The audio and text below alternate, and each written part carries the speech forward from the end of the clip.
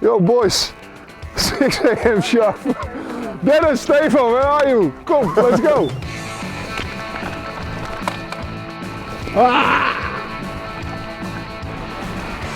Yo, dude. Come on, let's go.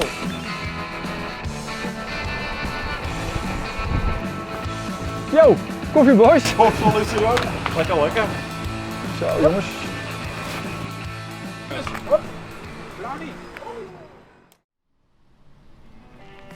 For those who just crawled from under their rock, no Dirty Kanza this year. But for the love of cycling, and because we all need something to look forward to and train for, we ride Dirty Kanzelled instead. In this video, we'll tell you all about this awesome event that is not an event, but foremost, we'll dive into the most important question of them all: how to prepare for a long one-day gravel ride. But first, Dirty Kanzelled. We ride for the love of cycling and in the spirit of the original event, Dirty Kanza. And like in the original event, there are some rules, especially in these times. So, there we go. Build and ride your own do-it-yourself 100 or 200 mile gravel route. Make sure you leave from your house or nearby. Please don't make any unnecessary travels if you don't have to. And try to include as much gravel as possible. 2 rest stops max for restocking on your food or drinks. Make sure you are fully self-supported. Adhere to local rules, especially when it comes to riding solo or in pairs or even more. To start, 6 a.m. sharp.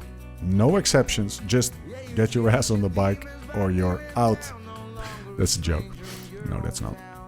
Last, make sure to celebrate afterwards. So put some drinks in the fridge or maybe even prep your barbecue for some mandatory post-ride feasting at home. Now, how can you prepare for a day like Dirty Kanzelled? Let's see what Laurens has to say about his setup. Okay folks, we're up for a long day on the bike. First choice, which bike? I choose the new Diverge because it's kind of a lot of gravel. It's kind of a bumpy ride. I like the future shock, so I got a little bit of suspension in the front, and it's my newest bike. You know, you always want to ride the newest bike you have. You know, new bike day is always a good day. But there are some special features on this bike. I want to tell you how to prepare for a long day, and then I think the most important choice is tires. Tire choice. I ride this bike in Holland. I choose the Pathfinder because at least 2/3 of the ride will be on tarmac. So I really like the inner piece, you know, the flat, what is it, slick piece of the tire, which you can use on tarmac pretty well. But the 38s on the big Roval wheels give me also a lot of comfort on the rough terrain. This thing is custom. It's not available on the website of Specialized. Everything is 1x best gravel group on the market. But I customized it into 2x. But on the flat lines, 2x is the way to go. That's why I have 2x in Holland. And by the way, I'm a roadie, after all. There's a really cool feature inside this bike. You know, actually that's the best thing in this bike, or the coolest thing. There's storage inside the frame. So when you're really bonking, make sure there's a gel or some energy. I got another gel, I got another block. I got another bar. I'm pretty sure somewhere here is another bar, you know, like this bike has endless possibilities. Hey, come to me, hupsa, if I need protein. But also here is like, I got a small pack stored inside the frame. With the extra inner tube, you know, when all the plugs don't work, it won't be a race winning tire change, but at least you finish the event.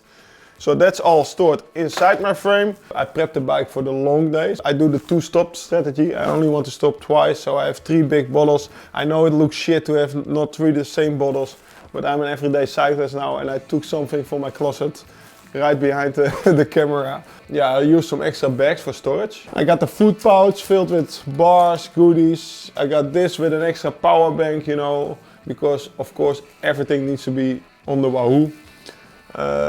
Otherwise it didn't happen. Okay, Lau, thanks, but let's take 5 here. Let's first have a quick look at what is actually in those bags. First, we look at the food pouch by Pro. This small bag hangs alongside the handlebars and is perfect to store an extra bottle and give you quick access for bars or even a camera or a phone. Next, the Pro Top Tube bag. The strap on the side, perfect for extra items. Like a flask, but also a buff or a quickly accessible raincoat. That flask, by the way, guys, important. Get one. It will help you. Trust me on this. Lau uses the Top Tube bag for items like a power bank and his wallet, which I really don't understand why he takes that with him, as he never uses the thing. Let's settle some debts. Thank you, sir. So, there was Lawrence. But you know, you can take the roadie to the gravel, but let's be honest, dude's a roadie for life. Let's have a look what Dennis, a guy that doesn't even want to know who won the tour last year, a real gravel guy, has in his compact frame bag. What do we have here? In the main compartment, we find a raincoat. And check this, 250 milliliter soft flasks that can take up to 5 gels. So that's 10 gels without sticky fingers. Some extra Cliff bars and blocks. We'll dive into food strategy later, by the way. Let's take a look at the other side. Some drinking tablets, an extra hand pump, a flask for some old number 7. An extra pair of small gloves that go underneath your normal gloves for when it gets really cold. A small container of chamois cream that will basically save your ass from not turning into a cobblestone section. And for a longer day on the bike, it's smart to take a power bank and some extra cables. And last, a boar whistler. I shit you not. I don't know what happened to this guy in his childhood, but he always has a boar whistler when he's out riding. Okay, we love you anyway then. So, now you know what to take on your bike, but how to eat, how to make sure you don't bonk during a 10-hour plus ride. Let's see what Lau has to say about his feeding strategy. Off to the start, 6 a.m. What do you need on the bike? It's recommended to eat at least 60 grams, maximum 100 grams 1 hour. Less than 60 you'll bonk for sure. So eat a good amount of food. For me, I indulge on the Cliff bars. 1 bar, 40 grams. To come to the 80 grams, 1 blocks. This is my favorite, like blocks, favorite product of Cliff. 50 grams, 1 stick like this. Basically it's wine gums in a stick. And my kids love it too. For drinks, I love Noon. It's a small tap. You put in 1 bottle, 500 milliliter bottle, boom, I think it's 10 or 15 tablets. So more enough for 1 long day of electrolytes, bomb, in your food pouch. But, you know, I'm talking a long day, long day, like 10, 12 hour day. And I can assure you after 6, 7 hours, you're fed up with Cliff bars, wine gums in a stick you don't like anymore too, like the blocks. So then you need something else, you know, something you crave. And that's on this side. What helps for me is always this, a Snickers bar. Good old Snicker. Chris Horner won the Vuelta on this. He only ate Snickers and drank Coca-Cola. And the other thing is you need something hearty.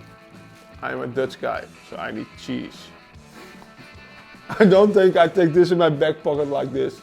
But for sure I'll make a good Dutch sandwich with cheese to take. And I'll take that after 10 hours. And then on the side will be a cake. You know, stop at the bakery, at your second rest stop, and make sure you have a cake. I'm pretty sure you'll finish the ride on a high. Ciao. Ciao Lorenzo. So, all set for a long day in the saddle? For those riding Dirty Kanzelled on May 30th, good luck prepping guys. It's half the fun, especially the route building part. Make sure to build your route on Komoot and invite the Dirty Kanzelled account for the ride. And don't forget to sign up for the ride on liveslowridefast.com/dirtykanzelled. We have a shitload of cool prizes to win. More on that together with all the info you need, also on the website. Have a good one. Good luck with your ride. And until then, live slow, ride fast.